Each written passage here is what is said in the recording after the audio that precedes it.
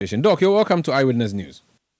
Well, thank you very much. And let me update you on my new designation.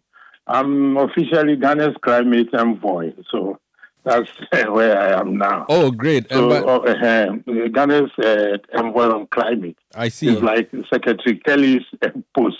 I see. Interesting. So and the climate in the chamber today was not favorable to you at all. Well, we can talk about that. What happened? Were you challenging the speaker? Were you advising the speaker? What were you doing that led you? No, I wasn't challenging. I wasn't advising. I was drawing the attention of the speaker to our rules and procedures. You see, the president had nominated 2 persons to replace 2 Supreme Court judges who were due for retirement this year. So it's not like he was appointing new judges, replacement. But the speaker, instead of sticking to our procedures and sought out to advise us that when it comes to us, either through committees or even in plenary, the way we should go, we should be listening to Ghanaians, what they are saying, what is pertaining in their public space. Look, I know that the whole atmosphere about appointment and things have been poisoned in the Ghanaian space. But look, on the other hand, some of us have to be very, very cerebral about these things. But so I would not be tempted even to go into the merits of whether judges are many or not. I am of the contrary view that what we are saying is not even true. It's not borne by the empirical facts. But let me save that one for another day. What I'm saying is that the speaker didn't stick to rules and procedures, and that he sought to advise us to vote when it comes to that, or deliberate on the matter using some lenses which I believe were prejudicial. And that is what indeed, I didn't stand up even to challenge him. Maybe there were some antecedents. I went to Honorable Anodompré to express my misgivings about the posture of the speaker. So I was waiting on Honorable Anodompré to make an intervention. Prior to that, the speaker had even granted, had given some opportunity to an NDC member to make similar remarks, which rhymes with what he had said. So when I took my seat, I was engaged in some conversation with the Eugene, Honorable MP for Subin. But of course, I will not deny anything. My posture, the speaker rightly interpreted it, that I wasn't happy with what he was saying. So he rightly, in my opinion, called me to air my opinion. And in fact, he even called me as a senior member of the House. So I proceeded to speak with firmly, but with respect to him that, look, I believe that per orders and whatnot, what he is saying is prejudicial, and does not lie in his mouth to direct us about a course of action in matters such as this. Then apparently he took offense at this. I do not know why the speaker cannot take, dissenting views. I was shocked. And then he called on the marshal to work me out. So even I had the courage even to tell the marshal to give me a minute. So I bowed to the speaker. I bowed to him before hesitating. So I'm not happy at all about what has happened. I don't like drawing attention to myself. But with all due respect, what the speaker did, and also they are anticipating, I don't want to bring in other serious issues. It's becoming so much.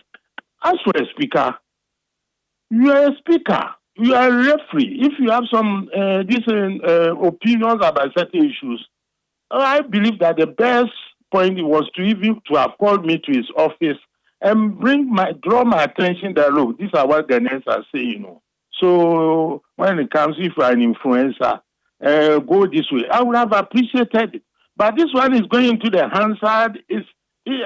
And by the way, there were even a delegation from Namibia. And the nomination were coming from my president. Everything that was impugned was that it as if the president was acting ultra-virus or contrary to expectation of Ghanaians. I couldn't sit down and take even the implicit humiliation on my, from the speaker to my president. So that was what happened.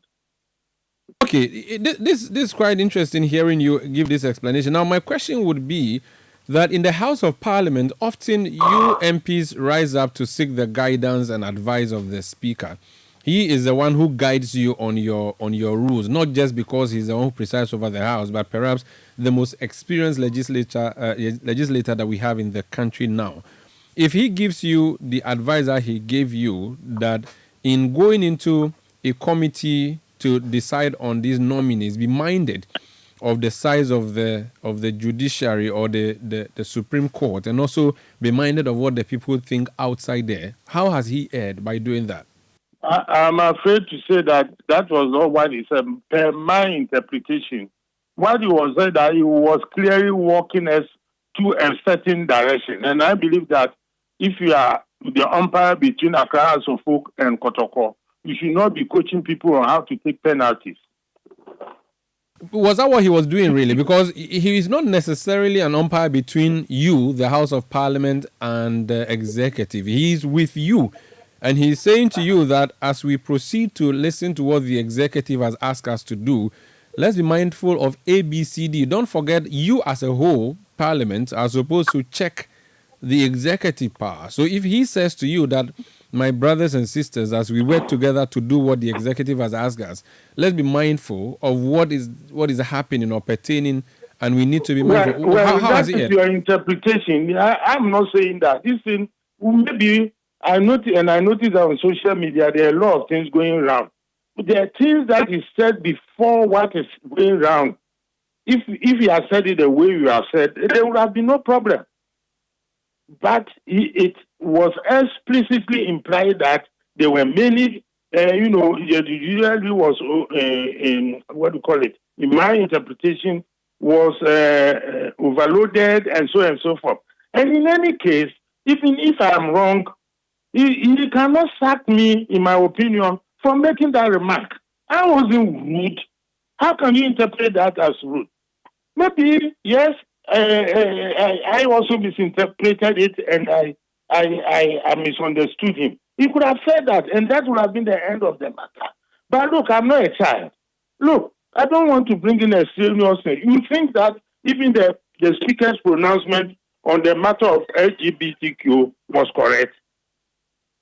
I bring this in because I don't support LGBTQ, and you can ask Honorable Sam George. But still, I wasn't happy with the remarks that he said he will make sure that it is passed and then we abolish.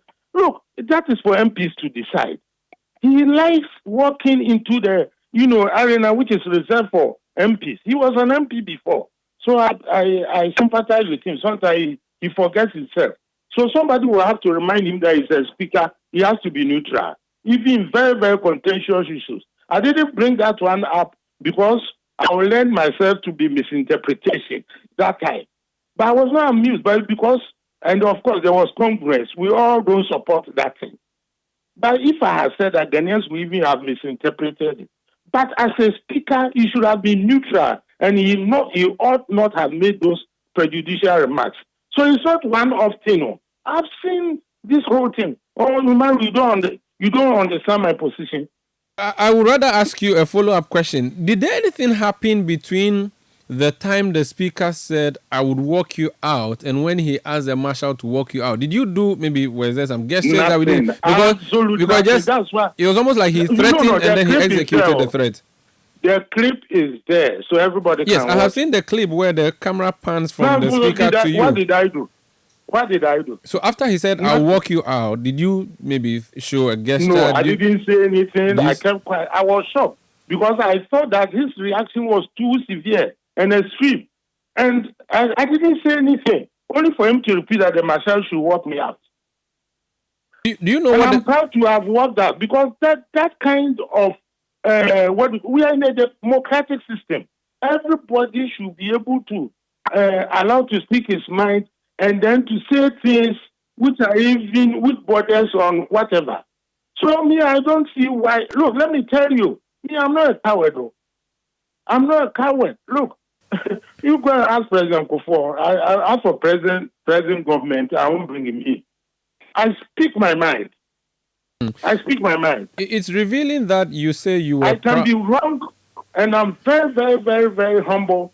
But as for my mind, there, nobody can take it from me. And when I'm wrong, I will apologize quickly. It's revealing, Doc, that you say you are proud to have walked out. Looking at the video, it's almost as if as soon as the speaker said, Marshall, walk him out, you started packing your books ready to move out. Why not? And Because you did that humiliation. with you did that with a posture that may, even though you bowed for him before walking out, that posture of just gathering your book is almost like, yeah, meko, that kind of thing. Would you? Oh, but I said, meko. You think that ruling was right to have walked me out because I dared to disagree with him? I don't gonna for Why don't you, what have I done materially wrong? Because I dared to disagree with him. Hey, do you get a sense that House of Parliament or MPs are being bullied? I'm using this word advisedly by the speaker. Do you get that sense? well, I will not go to that extent because my colleagues will not allow themselves.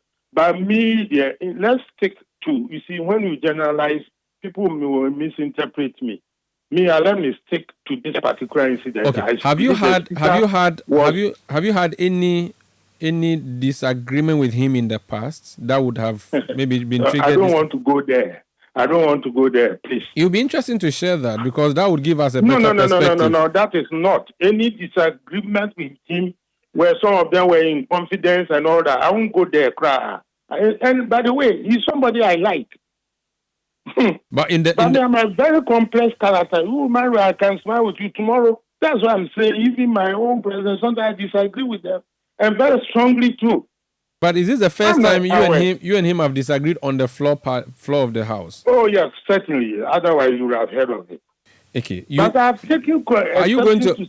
Your leader, the whip, the whip who was present at the time, Frank Anodon, apologize on your behalf. Would you want to re-echo that apology, or you stick to your guns and say he apologized on my behalf? Yes, he did.